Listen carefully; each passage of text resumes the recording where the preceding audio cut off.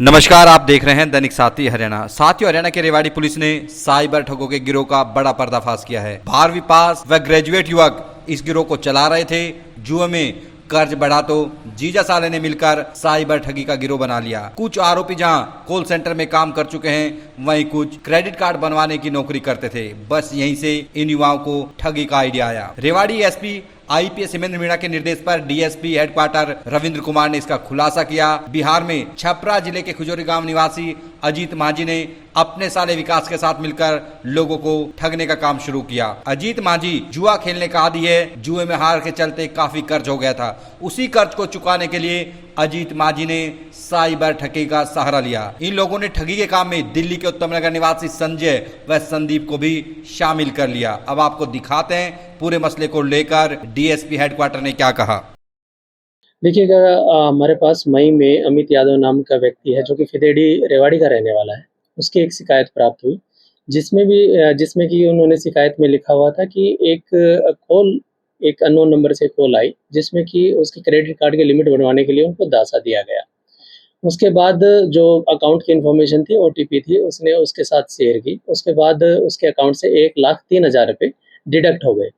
तो बेसिकली ये case register हमने 19/5/2025 को रजिस्टर किया। उसके बाद से हमने सब इंस्पेक्टर नीतीश के नेतृत्व में एक टीम बनाई और इसमें अनुसंधानकर्ता भी हमारा नीतीश ही है। तो बेसिकली इसने 1 महीने तक पूरे के पूरे जो ये क्राइम हुआ इसको रेकी किया, पूरा स्टडी किया और अपने ऑब्जर्वेशन में इन्होंने अपनी पूरी टीम के साथ काम किया।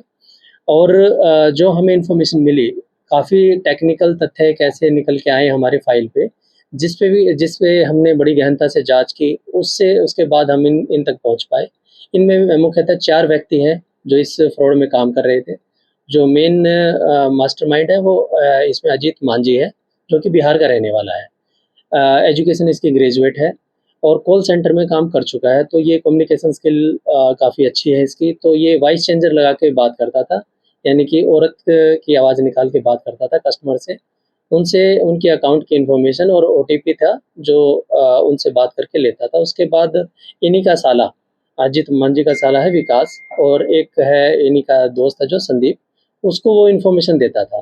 बेसिकली विकास का और संदीप का काम था कि जो अकाउंट होल्डर के अकाउंट उन्होंने परचेज किए हुए हैं वो उनको मैनेज करता था। जितने ओटीपी और जो account information Ajit Manjhi phone से लेता था, ये विकास और संदीप उस इन्फॉर्मेशन को यूज़ करके, एक ऐप है, ऐप में उस अकाउंट इन्फॉर्मेशन और ओटीपी को यूज़ करके जितना भी पेमेंट, जितना अमाउंट जो हमारे जिनके साथ ठगी होती थी उनके अकाउंट से जो ट्रांसफ़र होती थी, ये दोनों संभालते थे। और मोस्टली जो अकाउंट होल्डर का जो अकाउंट था वो इन्होंने बिहार के लोगों का यूज़ किया है। उस अकाउंट में पैसा जाने के बाद ये कुछ शेयर था जो वो अकाउंट होल्डर के पास दे देते थे और बाकी पैसा वो अपने पास रख लेते थे। लगभग 10 से 15% जो अभी हमारी पूछताछ में सामने आया, 10 से 15% जो अमाउंट था वो अकाउंट होल्डर को देते थे, बाकी ये आपस में चारों बाँट लेते थे। और इसमें एक संजय नाम का व्यक्ति है, चौथा जो एक्यूज़्ड है, वो मुख्यतः क्रेडिट कार्ड की फ्रेंचाइज़ी में काम करता था। वो भी क्रेडिट कार्ड कैसे ऑपरेट करते हैं इससे अच्छे तरह से वाकिफ़ था। तो इस तरह से इन्होंने पूरे क्राइम को कमिट किया। और हमारी पुलिस की जो टीम थी, हमारे इंस्पेक्टर फूल कुमार और पीएसआई जो नीतीश हैं, इनकी टीम ने बड़ी ही सजगता से और बड़े अच्छे से काम किया। और ये चारों का जो कॉल सेंटर चल रहा था उत्तम नगर दिल्ली में, इसको हमने राउंड अप किया है।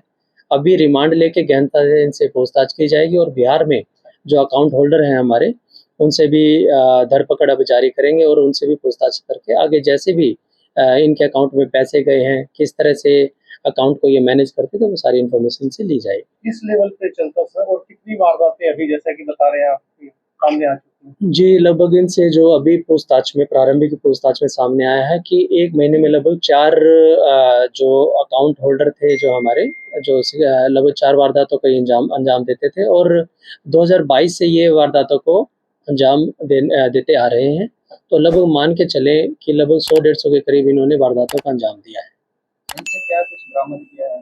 देखिएगा, अभी हमने इनसे जो फ़ोन इनके ज़ब्त कर लिए हैं, साथ में हमें सिम मिले हैं, कुछ क्रेडिट कार्ड मिले हैं, काफ़ी टेक्निकल टूल्स मिले हैं इनसे जो हमने कब्जे में लिए हैं। और अभी रिमांड लेके इनसे पूछताछ की जाएगी और जो अकाउंट होल्डर्स की डिटेल है वो भी प्राप्त की जाएगी। अमित फिदेड़ी के अलावा कोई किसी और अन्य मामले में भी इनकी संलिप्तता पाई गई? जी, अभी 4 शिकायतें जो हमें अभी जाँच में लिया है, जो शिकायतें वो भी कन्फर्म हुई हैं कि जो इन्होंने उन वारदातों को भी अंजाम दिया है। इसके अलावा पूरे मतलब नेशनल लेवल पे ये गिरोह काम कर रहा था, जो कि हमने अभी ये पकड़ा है। किस तरह से रहा सर ये पूरी जो आप इन तक पहुंचे, किस तरह से पहुंचे, कितना समय लगा और वहाँ मौके से क्या कुछ बरामद हुआ? कॉल सेंटर टाइप सेटअप था, किस तरह का सेटअप था वहाँ पे? देखिएगा, एक्चुअली जब से एफआईआर लॉन्च हुई है, उसके बाद से हमने इनकी निगरानी रखनी स्टार्ट कर दी थी। लेकिन हम चाहते थे कि पूरा का पूरा गिरोह पकड़ा जाए, तो उसके लिए हमने लगभग 1 से डेढ़ महीना वेट किया। आस-पड़ोस में इनकी पूछताछ की, काफ़ी टेक्निकल जो ऐसे फैक्ट्स थे, जो फ़ाइल पे हमारे लिए ज़रूरी थे, जो इन तक पहुँचाने में हमारे जो टेक्निकल फैक्ट्स और फाइंडिंग्स थी, वो हमने यूज़ की और लगभग 1 महीने, डेढ़ महीने के करीब हमने ऑब्ज़र्वेशन में ये पूरा का पूरा जो हमारा पूरा एक टीम के साथ और पूरे के पूरे एक गहनता से हर तथ्य पे काम करते हुए हम इन तक पहुँचे। सर ये क्रेडिट कार्ड के नाम पे ठगी करते थे या कोई दूसरा भी जैसे पुलिस कर्मी बन के या कोई और डिजिटल अरेस्ट करते हैं उस तरीके से? नहीं, ये स्पेशलाइज़्ड थे, जैसे कि मैंने आपको बताया कि कॉल सेंटर में काम करने वाले और क्रेडिट कार्ड की फ्रेंचाइज़ी में काम करने वाले व्यक्ति हैं। तो इनको जो बेसिकली जो नॉलेज थी, वो क्रेडिट कार्ड से संबंधित और बातचीत करने का एक्सपीरियंस अच्छा था।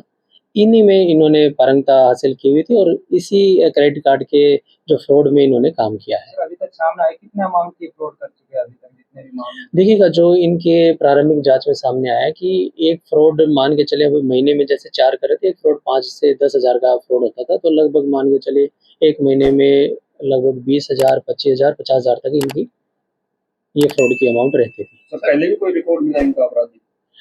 अभी इनसे इस बारे में गहनता से जाँच की जाएगी, रिमांड लिया जाएगा और जहाँ तक हमें लग रहा है कि पहले भी कुछ न कुछ ऐसे रिकॉर्ड मिलेंगे हमें। भाई सभी दिल्ली के रहने वाले हैं। नहीं जी, इनमें जो मैंने बताया कि अजीत मांझी और विकास इसका साला लगता है। अजीत मांझी ये बिहार के रहने वाले हैं और संजय और संदीप ये दिल्ली के रहने वाले हैं। कहाँ से हैं? जी उत्तम नगर। सर क्या बिहार में इनका कोई जिला है पटना के पास। सर हरियाणा में कितनी वारदात को अंजाम दी थी? जैसे मैंने आपको बताया कि पूरी वारदातों का इनसे एक-एक करके पूछताछ की जाएगी। लगभग हमारे 4 शिकायतें और इस केस के अलावा जो रेवाड़ी की कन्फर्म हुई हैं, इसके अलावा भी हरियाणा की काफ़ी वारदातें खुलने का हमें अंदेशा है। शादीशुदा है सर ये सारे? इसमें 3 तो शादीशुदा है, 1 अनमैरिड है। सर ये लोग जो करते हुए साथ में ये काम करते थे स्पेशल यही काम करते थे? देखिएगा, जो इनसे पूछताछ में सामने आया है, कुछ सट्टा खेलने के आदी थे। इसमें जैसे अजीत मांझी है, सट्टा खेलने का आदी था, प्लस में दूसरे जो व्यक्ति हैं, इनके भी जो फाइनेंशियल ज़रूरतें थी, जो काम-धंधा नहीं था इनके पास या फिर काम से निकाल दिए गए थे, उसी पैसे की पूर्ति के लिए इन्होंने इस क्राइम को कमिट किया। सर पूछताछ में की होगी क्या फैमिली में कोई क्राइम का इस तरह का क्या फैमिली मेंबर कोई पहले से चला आ रहा हो? नहीं, अभी पूछताछ में ये चीज़ सामने नहीं आई है। जैसे अजीत मांझी शादीशुदा अपने पेरेंट्स के साथ रहता है, उसके साथ विकास है। विकास अपने सिस्टर के साथ ही था और संदीप है और संजय है, ये भी अपनी फैमिली के साथ काम करता है, तो अभी फैमिली क्रिमिनल हिस्ट्री सामने नहीं आई। सर ये कस्टमर ग्राहक तक कैसे पहुँचते थे? भाई इस आदमी का अकाउंट है या नहीं है या क्रेडिट कार्ड चल रहा है या क्या? जी, इसमें जैसे मैं बताना चाहूँगा, जैसे Ajit Manjhi main call centre का कॉलिंग का काम करता था और जो संदीप है, संदीप डाटा प्रोवाइडर था बेसिकली, जो अकाउंट की डिटेल थी। एक इंस्टा का ग्रुप बना हुआ था, जिससे कि संदीप और विकास ये अकाउंट की डिटेल, जैसे अकाउंट होल्डर का फ़ोन या उसका अकाउंट नंबर, वो इकट्ठा करता था और उसके बाद कॉलिंग के लिए वो संजय को और अजीत मांझी को दे देता था।